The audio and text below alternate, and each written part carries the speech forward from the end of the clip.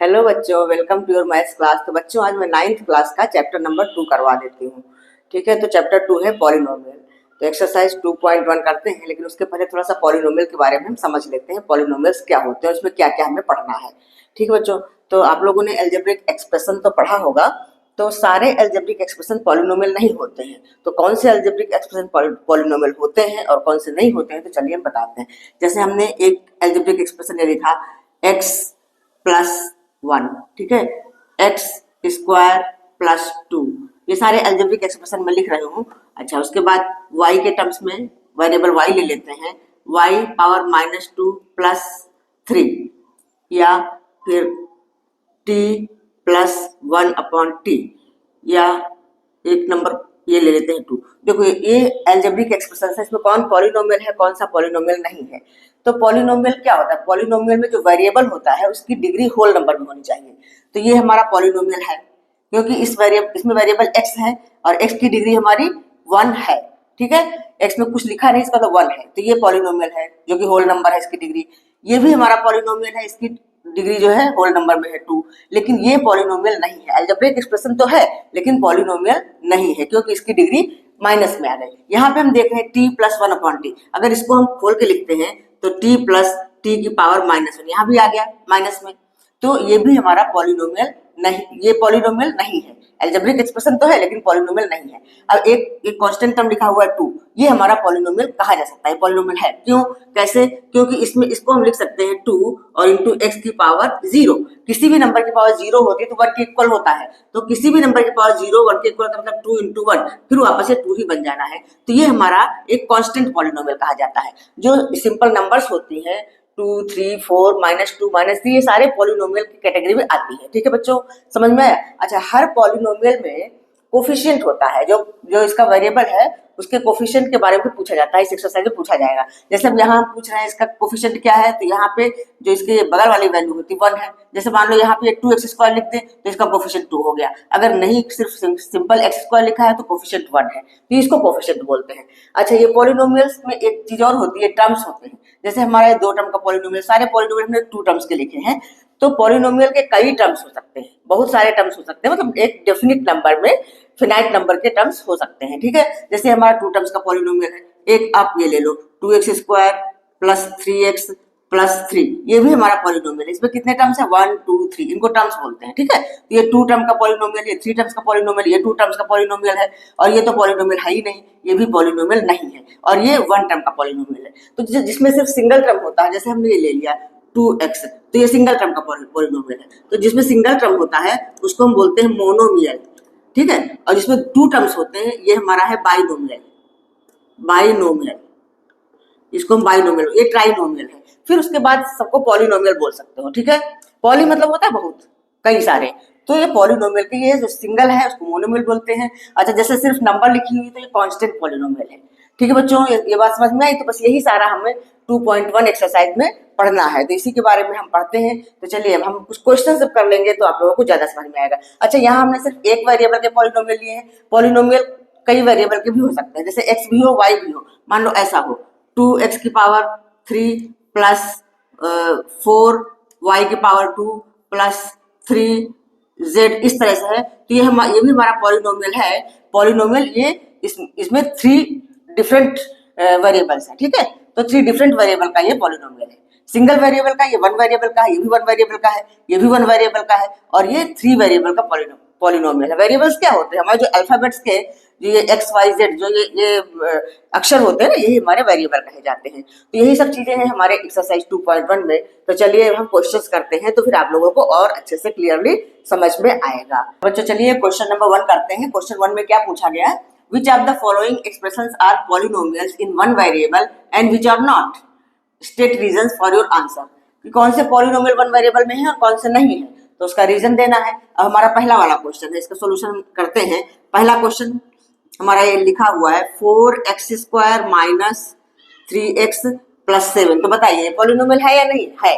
ये पॉलिनोमियल है और 1 वेरिएबल का x ही है ना, तो बस इसमें हमें लिखना है, खाली लिख के बताना ही है पॉलिनोमियल इन 1 वेरिएबल। ठीक है, ये 1 वेरिएबल का पॉलिनोमियल है, तो बस इसको ऐसे ही लिख देना है, पॉलिनोमियल इन 1 वेरिएबल। ठीक है, सेकेंड वाला ये क्या है y square plus root to.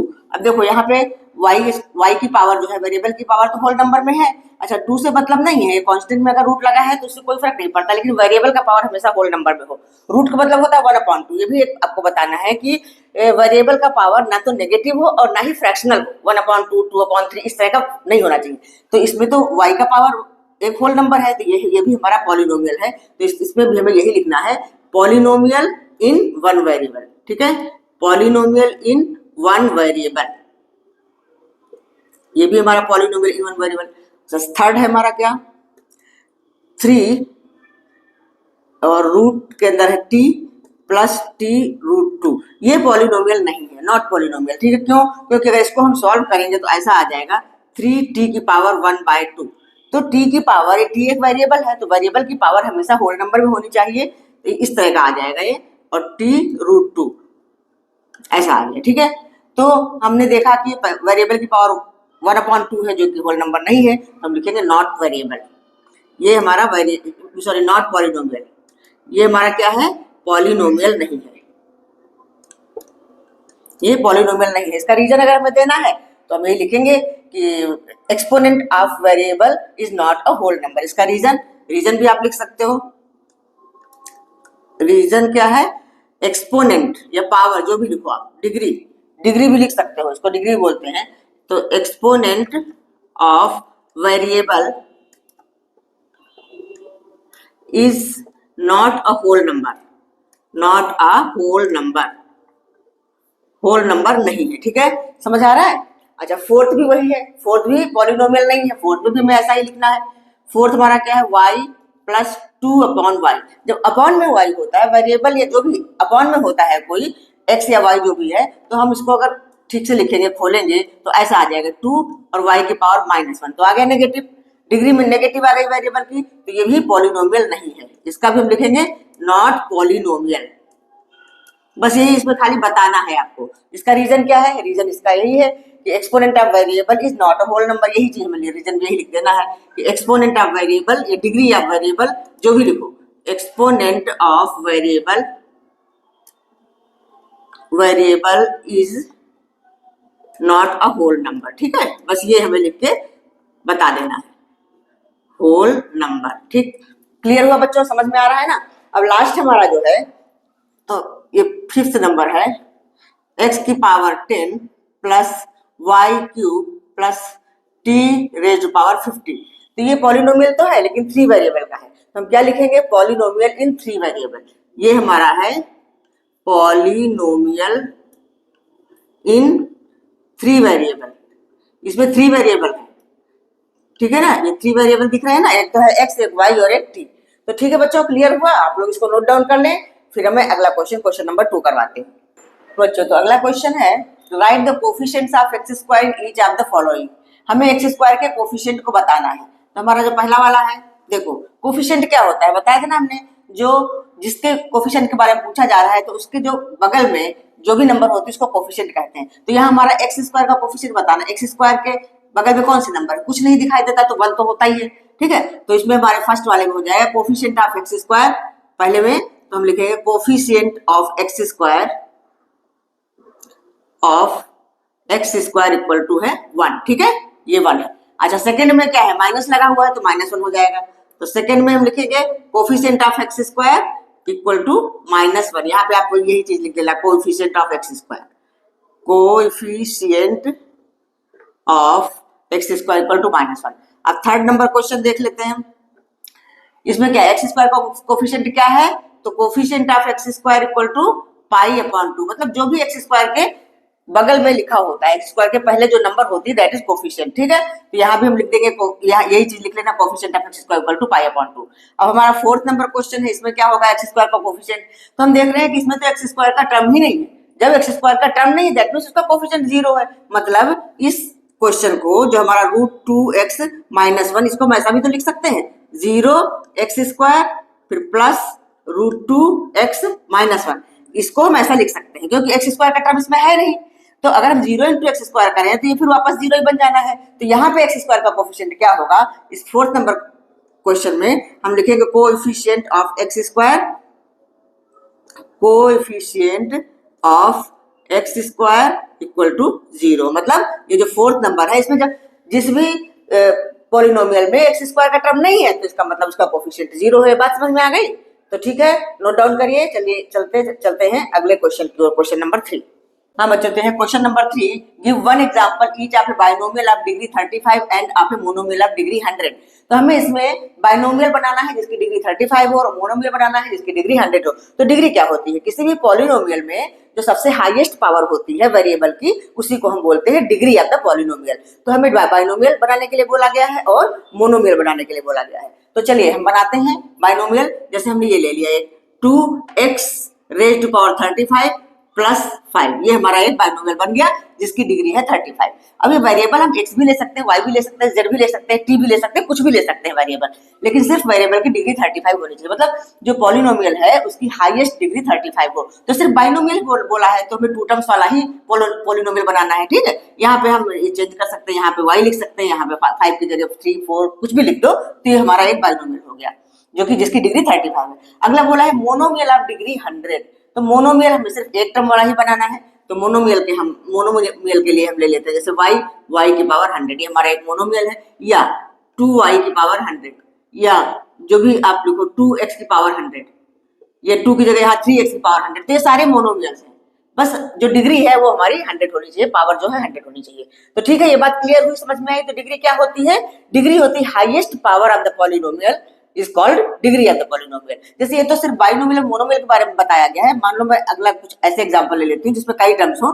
जैसे हमारा ये है 2x की पावर 5 प्लस 3x की पावर 4 प्लस 2x प्लस 5, ये तो हमारा 1 2 3 4 टर्म्स का है। ये 4 टर्म्स का ये पॉलिनोमियल है। अब पूछा जाए what is the degree of polynomial, this polynomial, इसकी डिग्री क्या है? तो डिग्री है 5। मतलब पूरे पॉलिनोमियल में जो हाईएस्ट पावर होती है that is called degree of the polynomial. ठीक है बच्चों, ये बात समझ में आई? तो क्वेश्चन में तो खाली ये पूछा, क्वेश्चन में तो हमारा ये हो गया आंसर। ठीक, तो चलिए अगला क्वेश्चन नंबर 4 कर लेते हैं। हाँ बच्चों, तो अगला क्वेश्चन है right the degree of each of the following polynomials. ये पॉलिनोमियल दी हुई है, इनकी हमें डिग्री बतानी है। क्वेश्चन नंबर 1 है इसमें 5x cube plus 4x square plus 3, तो इसकी डिग्री क्या हो जाएगी? देखो x की पावर सबसे ज्यादा क्या है? 3 है, तो इसकी डिग्री हम लिखेंगे 3। तो बस पहले वाले की डिग्री क्या हो जाएगी? 3। सेकंड में y की पावर 2 है, तो इसकी डिग्री हो जाएगी 2। डिग्री इसकी हो जाएगी 2। मतलब जो हाईएस्ट पावर होती है उसी को तो डिग्री बोलते हैं, तो इसकी डिग्री हो जाएगी 2। अच्छा, इसमें डिग्री क्या है? t की पावर कुछ नहीं है, मतलब 1 है, तो इसकी डिग्री हो जाएगी 1, डिग्री इक्वल टू 1। अच्छा, यहाँ पे डिग्री क्या होगी? देखो यहाँ पे तो हमारा वेरिएबल है ही नहीं, सिर्फ कांस्टेंट टर्म है, वेरिएबल है ही नहीं, तो यहाँ पे इसकी डिग्री हम 0 लिखेंगे। वेरिएबल की जो हाईएस्ट डिग्री होती है वही तो होता है हमारा डिग्री, तो यहाँ पे इसकी डिग्री 0 हो जाएगी। जो वेरिएबल ही नहीं है तो इसकी डिग्री इक्वल टू हो जाएगी 0, क्योंकि अगर इसमें वेरिएबल नहीं है इसलिए इसकी डिग्री 0 होगी। क्योंकि अगर इसको हम वेरिएबल के रूप में लिखना भी चाहे, 3 को हम ऐसा लिख सकते हैं 3 इंटू एक्स की पावर 0, तो x की पावर 0 हमेशा 1 के इक्वल होता है, तो 3 इंटू 1 इक्वल टू 3 आ जाएगा। तो जो कांस्टेंट टर्म होता है उसमें डिग्री 0 ही कही जाती है, क्योंकि इसमें वेरिएबल नहीं है। अगर हम वेरिएबल इसे बिठाना चाहें तो इस तरह से लिख सकते हैं x की पावर 0 करके। तो x की पावर 0 जो है किसी भी नंबर की पावर 0 1 के इक्वल होती है, ये चीज आप लोगों को याद रखनी होगी। तो इसलिए इस पॉलिनोमियल की डिग्री 0 है। ठीक है, क्लियर हुआ? तो चलते हैं अब अगले क्वेश्चन की ओर। क्वेश्चन बच्चों, तो नेक्स्ट क्वेश्चन है ये classify the following as linear, quadratic and cubic polynomials. ये पॉलिनोमियल्स दिए हुए हमें बताना है कौन सा लीनियर है, कौन सा क्वाड्रेटिक है, कौन सा क्यूबिक है। तो देखो हमारा पहला वाला एक्स स्क्वायर प्लस एक्स, ये है क्वाड्रेटिक। क्वाड्रेटिक मतलब जिसकी डिग्री 2 होती है उसको हम बोलते हैं क्वाड्रेटिक। तो ये हमारा क्या है? Quadratic polynomial. ठीक है, क्वाड्रेटिक। सेकंड वाला है, देखो इसमें हाईएस्ट डिग्री क्या है? 3 है, तो ये क्यूबिक हो जाएगा। ठीक है, तो ये हमारा हो जाएगा क्यूबिक पॉलिनोमियल। क्यूबिक, आगे पॉलिनोमियल भी लिख लो, क्यूबिक पॉलिनोमियल, इसमें भी आगे लिख लो पॉलिनोमियल, क्योंकि अगर इस तरह से लिखने के लिए आएगा तो आपको पूरा लिखना है। अच्छा, ये वाला भी हमारा क्वाड्रेटिक है, देखो इसकी हाईएस्ट डिग्री 2 है, तो ये भी है क्वाड्रेटिक। ठीक है, आगे लिख लेना पॉलिनोमियल। अच्छा, 1 प्लस एक्स, इसमें क्या है? इसकी डिग्री क्या है? इसकी डिग्री 1 है। तो जिस पॉलिनोमियल की डिग्री 1 होती है, मतलब x में कोई पावर नहीं, दैट मींस 1 है, तो उसको हम लीनियर पॉलिनोमियल बोलते हैं। तो ये हमारा हो गया लीनियर, ये हमारा लीनियर पॉलिनोमियल है। यहाँ भी डिग्री 1 है, 3t जो लिखा हुआ ये भी लीनियर है। मतलब ये इसका टर्म जो है 1 एक टर्म है, ये मोनोमियल है, ये बाइनोमियल है वैसे, लेकिन लीनियर है। तो ये भी मोनोमियल लीनियर है। तो यही हमसे पूछा हुआ है, लीनियर, क्वाड्रेटिक और क्यूबिक पॉलिनोमियल कौन से हैं, तो वही हमें बताना है। अगला, ये भी हमारा एक ही टर्म का है, मोनोमियल है, तो अगर इसमें पूछा जाता है ये मोनोमियल है बाइनोमियल, तो वो भी नाम लिखते हैं। ऐसा नहीं पूछा गया सिर्फ लीनियर, क्वाड्रेटिक और क्यूबिक हमें बताना है, तो वही बताएंगे। तो ये हमारा क्वाड्रेटिक हो जाएगा।